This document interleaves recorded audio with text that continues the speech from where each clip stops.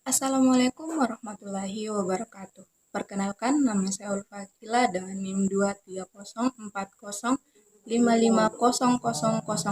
dari jurusan Pendidikan Khusus Fakultas Ilmu Pendidikan Universitas Negeri Makassar. Pada kesempatan kali ini, saya akan menjelaskan tentang sosialisasi dan penyesuaian diri di lingkungan kampus Fakultas Ilmu Pendidikan Universitas Negeri Makassar. Tugas video ini dibuat untuk memenuhi tugas UAS mata kuliah Sosioantropologi dengan dosen pampu Ibu Dr. Bastiana MSI. Yang pertama adalah sosialisasi. Sosialisasi adalah proses pembelajaran dan adaptasi individu terhadap norma, nilai, dan tata cara perilaku yang berlaku dalam masyarakat atau kelompok sosial tertentu. Ini melibatkan transfer informasi dan keterampilan budaya dari generasi sebelumnya ke generasi berikutnya. Sosialisasi dimulai sejak individu itu lahir dan terus berlanjut sepanjang hidup. Proses ini dimulai dengan interaksi awal individu dengan lingkungan sekitarnya, termasuk keluarga, teman, sekolah, dan media massa. Jadi, secara harfiah, sosialisasi dimulai sejak awal kehidupan dan terus berkembang seiring waktu. Selanjutnya, yaitu jenis utama sosialisasi. Sosialisasi yang pertama itu sosialisasi primer. Sosialisasi primer adalah proses pembelajaran pertama yang terjadi pada awal kehidupan individu, biasanya di lingkungan keluarga. Contohnya pembelajaran norma-norma dasar, nilai-nilai dan keterampilan dasar dari orang tua atau keluarga. Dan yang kedua yaitu sosialisasi sekunder. Sosialisasi sekunder adalah pembelajaran yang terjadi di luar lingkungan keluarga, melibatkan interaksi dengan lingkungan yang lebih luas seperti sekolah, teman sebaya, dan masyarakat umum. Contohnya seperti pembelajaran norma-norma sosial di sekolah, adaptasi terhadap budaya kerja. Yang pertama, fenomena sosiologi yang sering terjadi di lingkungan kampus dan terkait dengan sosialisasi adalah peer pressure atau tekanan dari sebaya. Mahasiswa seringkali merasakan tekanan untuk mengikuti norma dan perilaku yang dianggap sesuai atau populer di antara teman-teman sejawat mereka. Contohnya seperti gaya hidup akademis. Mahasiswa dapat mengalami tekanan dari teman sejawat untuk mengadopsi gaya hidup tertentu yang dianggap sebagai norma di kalangan akademis.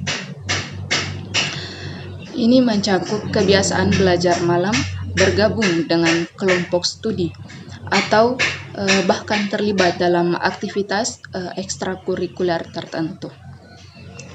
Seringkali mahasiswa merasa perlu untuk menyelaraskan diri mereka dengan apa yang dianggap normal atau cool di lingkungan kampus mereka. Fenomena ini mencerminkan cara sosialisasi di kampus tidak hanya dipengaruhi oleh norma resmi dan aturan, tetapi juga oleh dinamika sosial antar individu yang dapat memberikan tekanan positif atau negatif untuk mengikuti pola perilaku tertentu. Dan yang kedua, fenomena sosiologi yang sering terjadi di lingkungan kampus yang terkait dengan sosialisasi dan pembentukan kelompok-kelompok sosial atau komunitas-komunitas mahasiswa. Kelompok-kelompok sosial ini biasanya terbentuk berdasarkan kesamaan minat, hobi, atau tujuan tertentu. Seperti kelompok studi, kelompok olahraga, kelompok seni, dan sebagainya.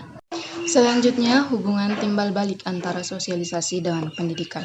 Hubungan timbal balik antara sosialisasi dengan pendidikan sangat erat. Proses sosialisasi adalah salah satu bagian penting dalam pendidikan, karena dalam pendidikan prosesnya terjadi dengan cara bersosialisasi. Sosialisasi pada umumnya dimaknai sebagai usaha memperkenalkan sesuatu, baik produk, jasa, kebijakan, program, pemikiran, ide, atau konsep. Namun, secara konseptual, sosialisasi dipandang secara beragam oleh para pakar dalam konteks pendidikan. Sosialisasi dapat terjadi antara peserta didik dengan guru di sekolah, dan juga antara peserta didik dengan keluarga dan masyarakat. Proses sosialisasi ini dapat mempengaruhi penyesuaian diri peserta didik di lingkungan pendidikan, baik secara sosial maupun emosional. Oleh karena itu, pemahaman dan dukungan terhadap proses sosialisasi peserta didik di lingkungan pendidikan sangat penting untuk membantu peserta didik dalam penyesuaian diri di lingkungan pendidikan. Yang kedua yaitu penyesuaian diri. Penyesuaian diri dalam bahasa aslinya dikenal dengan istilah adjustment atau personal adjustment. Penyesuaian diri adalah kemampuan individu untuk beradaptasi dan berfungsi secara efektif dalam berbagai situasi dan lingkungan. Ini melibatkan keseimbangan antara kebutuhan pribadi dan tuntutan dari lingkungan sekitar. Penyesuaian diri mencangkup kemampuan untuk mengatasi tantangan, menyesuaikan diri dengan perubahan, dan membangun hubungan yang sehat dengan orang lain. Proses ini melibatkan pembelajaran, pertumbuhan, dan perkembangan individu seiring berjalannya waktu. Selanjutnya, fenomena-fenomena sosiologi yang sering terjadi di lingkungan kampus Fakultas Ilmu Pendidikan Universitas Negeri Makassar tentang konsep penyesuaian diri. Yang pertama, kesenjangan sosial. Terdapat kesenjangan antara mahasiswa dari latar belakang ekonomi yang berbeda yang dapat memengaruhi penyesuaian diri mereka dalam lingkungan kampus. Mahasiswa dari latar belakang ekonomi rendah mungkin mengalami kesulitan dalam beradaptasi dengan gaya hidup dan tuntutan akademik yang ada di lingkungan kampus. Dan yang kedua, kelompok sosial. Mahasiswa cenderung membentuk kelompok-kelompok sosial berdasarkan minat, latar belakang, atau keanggotaan dalam organisasi. Proses penyesuaian diri terkait dengan bagaimana mahasiswa menemukan kelompok sosial yang sesuai dengan identitas dan minat mereka. Dan yang ketiga, penyesuaian diri emosional, di mana mahasiswa menghadapi tuntutan perkuliahan yang padat, tugas yang banyak, kesulitan mencari teman yang cocok, rasa kangen terhadap rumah. Selanjutnya yaitu hubungan timbal balik antara konsep penyesuaian diri dengan pendidikan. Konsep penyesuaian diri dan pendidikan memiliki hubungan timbal balik yang kuat. Pendidikan memberikan platform bagi individu untuk mengembangkan keterampilan, pengetahuan, dan nilai-nilai yang diperlukan untuk berhasil dalam masyarakat. Di sisi lain, penyesuaian diri menjadi kunci untuk menghadapi tantangan yang muncul selama proses pendidikan. Beberapa aspek hubungan timbal balik antara keduanya yaitu pendidikan sebagai proses penyesuaian. Pendidikan khususnya di tingkat tinggi seperti perguruan tinggi memerlukan kemampuan individu untuk menyesuaikan diri dengan lingkungan akademis yang baru. Ini melibatkan adaptasi terhadap tuntutan kurikulum, metodologi pengajaran, dan ekspektasi akademis.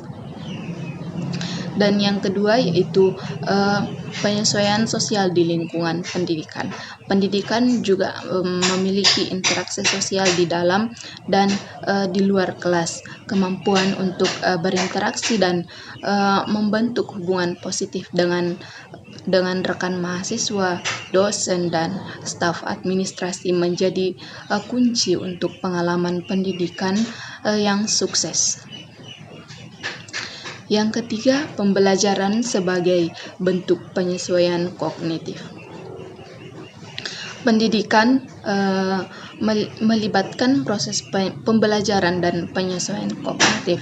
Individu perlu mengembangkan keterampilan pemecahan masalah, analisis kritis, dan berpikir kreatif untuk berhasil dalam lingkungan pendidikan. Dan yang keempat, pengembangan identitas dan tujuan pendidikan. Pendidikan membantu dalam pengembangan identitas pribadi dan profesional, sementara individu menyesuaikan diri dengan perubahan dalam pengetahuan dan keterampilan mereka, juga dapat membantu persepsi mereka terhadap diri mereka sendiri dan tujuan hidup.